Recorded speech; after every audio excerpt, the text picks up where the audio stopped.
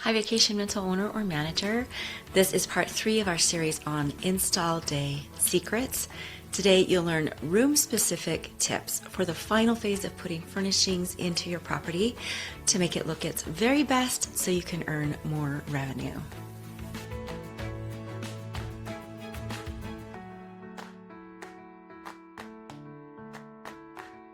Hi, vacation rental owner. I'm Kara Shimizu, and this is the Step Up Your STR podcast, which is all about specialized decorating and sometimes other high-level techniques to help your STR make max revenue. Today, we're finishing our Install Day Secrets series, and this episode is one that I have been looking forward to because it's where installing furnishings really comes to life. In the first 2 episodes, we talked about 2 things that most STR owners don't think about, but professionals do. In the first episode, we talked about the tools that make install days smoother and faster. And in episode 2, we talked about pre-installation and layout techniques. Things like staging first, testing visual flow, and placing furniture in a way that actually works for guests. And I will plan to link both of those episodes in the description. Today, we are talking about the final step, the moment where a property goes from almost done to guest ready. Install days are so important because most STRs don't struggle because the owner bought the wrong sofa. They struggle because the rooms were never finished correctly. The fact is, many STR owners actually have nice things, but they're not used to their best advantage. You know, the art is hung too high. The lighting is wrong or almost non-existent. The rug is floating awkwardly on the floor. The bathroom counters maybe are cluttered. The curtains are dingy. The bedroom looks messy instead of restful. And none of these things are big problems individually, but added together, they create something that guests feel immediately, that the space feels off. Guests might not be able to explain why, but they feel it in photos. They definitely feel it when they walk in, and they feel it as they stay there and use your property. Now, when that happens, reviews are softer, pricing power drops, and your property just can blend into the crowd. This episode is about preventing that. Today, I'm walking through room-by-room install techniques that I use to make sure every STR feels polished, intentional, and high-performing.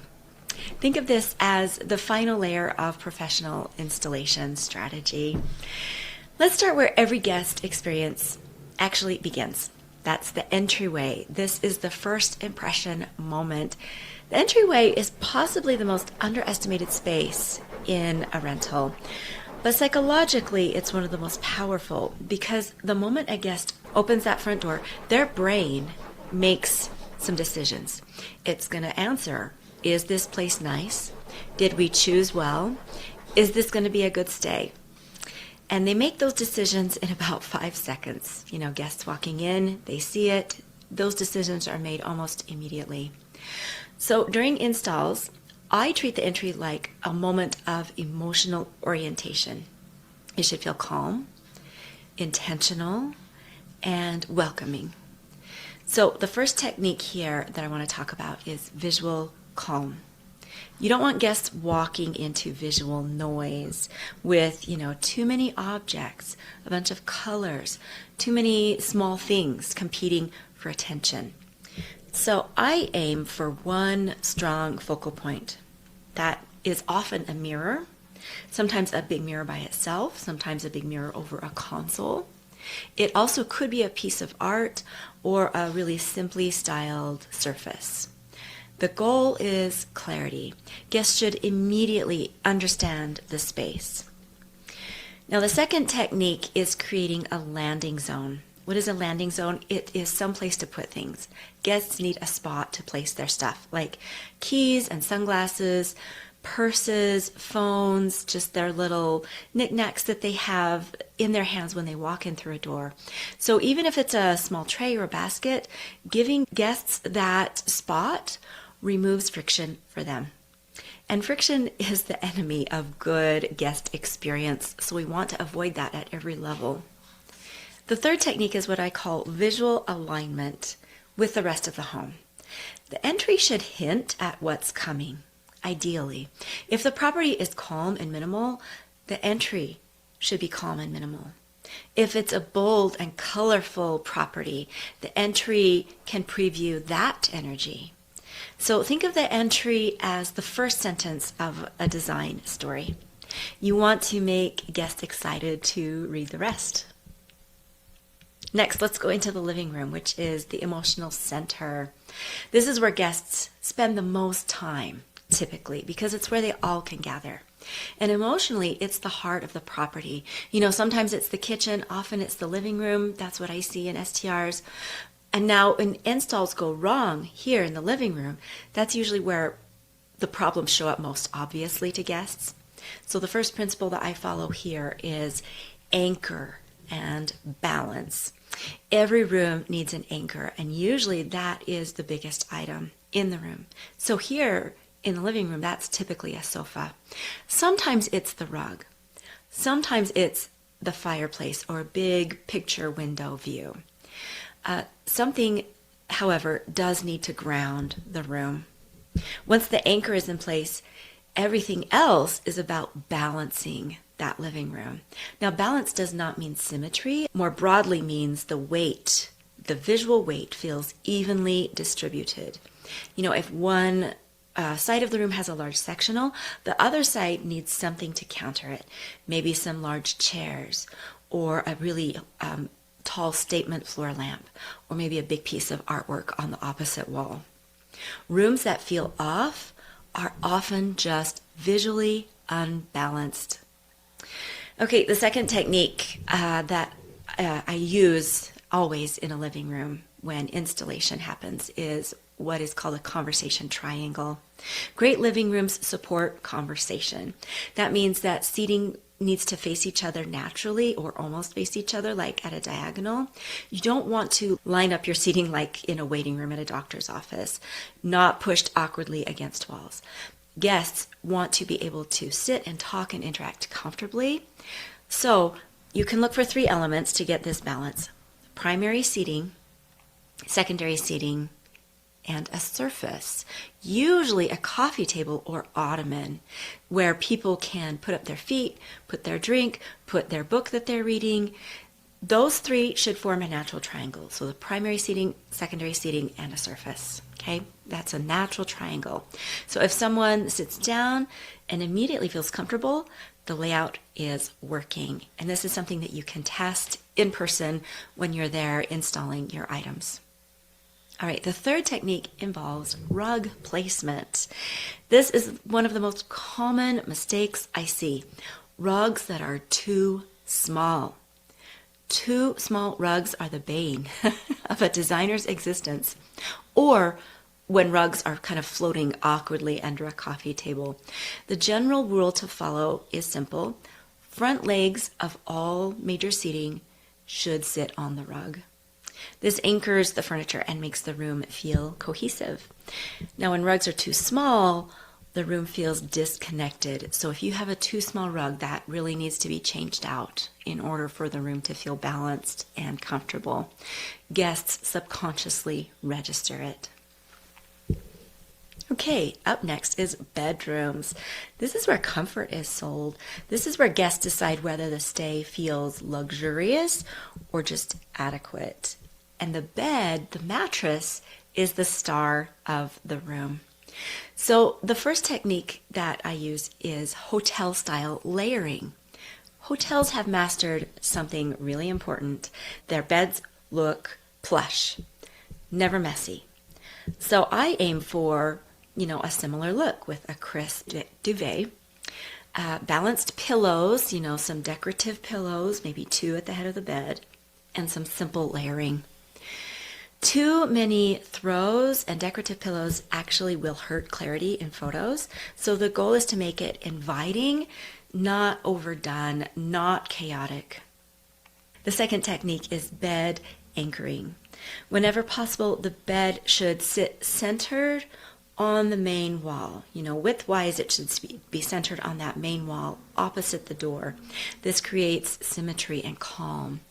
If the bed is, on the other hand, pushed awkwardly onto one side when it doesn't need to be, the room immediately feels less polished.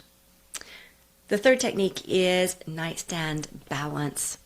Symmetry matters here. I do recommend 2 nightstands and 2 lamps, typically matching nightstands and 2 lamps that match each other. This provides both usability and visual balance. It's just such an easy way to get visual balance. And guests appreciate having a place to put their phone, their water, their glasses.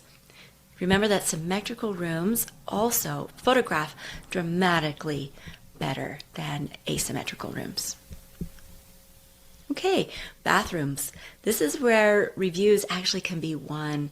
It's where guests decide whether the property feels clean and well maintained. And remember, clean is so important. It's what guests want first and foremost. So small details matter here almost more than anywhere else in your property.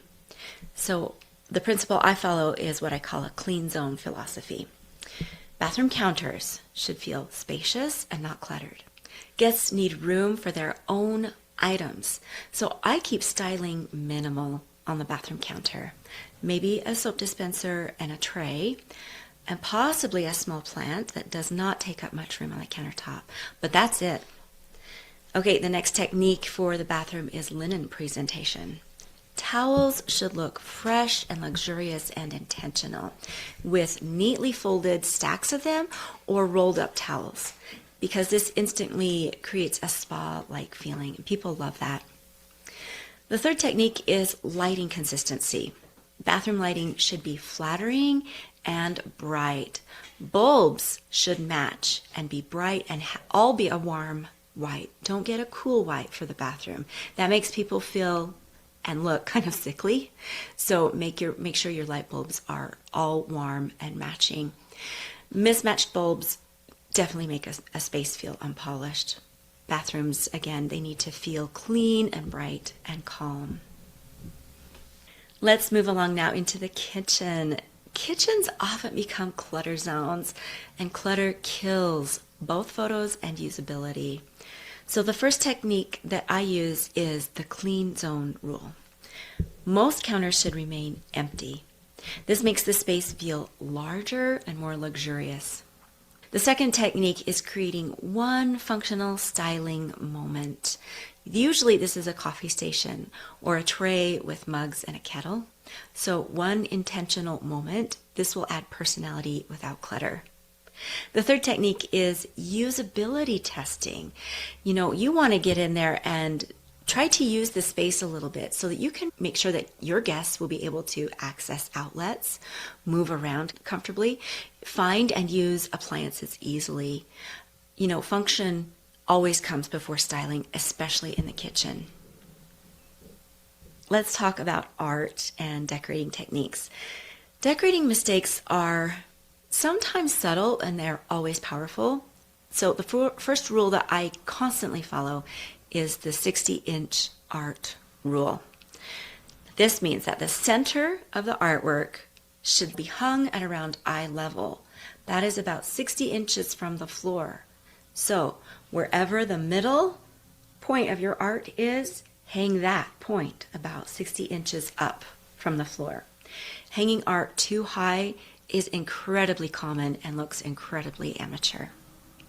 The second technique is odd number grouping. So when you group items together, you may have heard this before, group them in odd numbers like 3 or 5 because that looks natural.